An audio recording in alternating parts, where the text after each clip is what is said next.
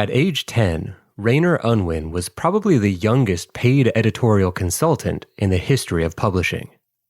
His father, Stanley, gave him $1 each to comment on manuscripts of prospective children's books.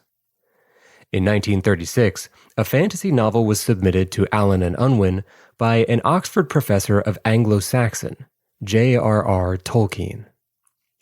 Rainer declared it good and added with the confidence of youth that it should appeal to all children between the ages of 5 and 9.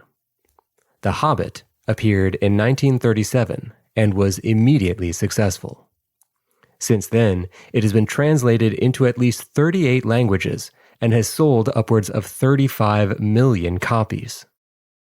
Naturally, Allen and Unwin pressed Tolkien for a follow-up. The Hobbit had been based on bedtime stories he told his children, but the sequel proved harder to compose. His faculty duties delayed him, but there was an inner drive as well. Tolkien felt compelled to chart an entire, densely populated world in which hobbits manifest humble heroism in the face of horrendous dangers. This tale, as Tolkien puts it in his foreword to the second edition, grew in the telling, over the 12 years he took to write it. When, in 1950, he sent the manuscript of The Lord of the Rings, hereafter Rings, to the publisher, it was no longer a children's book. It was an epic. Rainer Unwin had grown up in the meantime, and as an editor at Allen and Unwin, was asked again to evaluate Tolkien's manuscript. When printed, it would run to about 1,000 pages.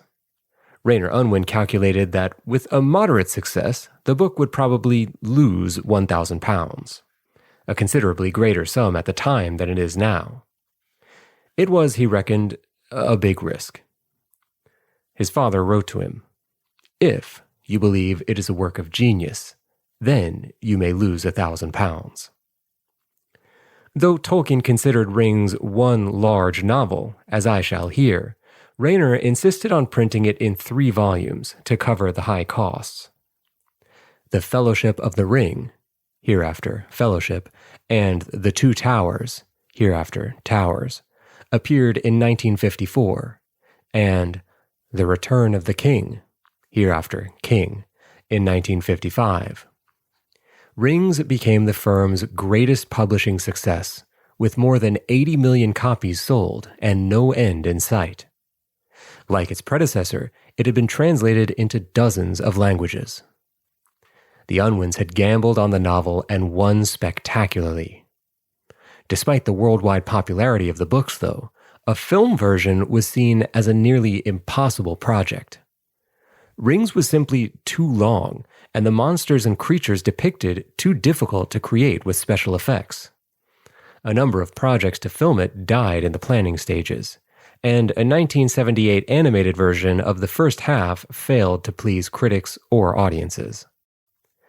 Some years later, the digital revolution occurred, and special effects technology reached a point where Jurassic dinosaurs or morphing Terminators could be convincingly portrayed on the screen.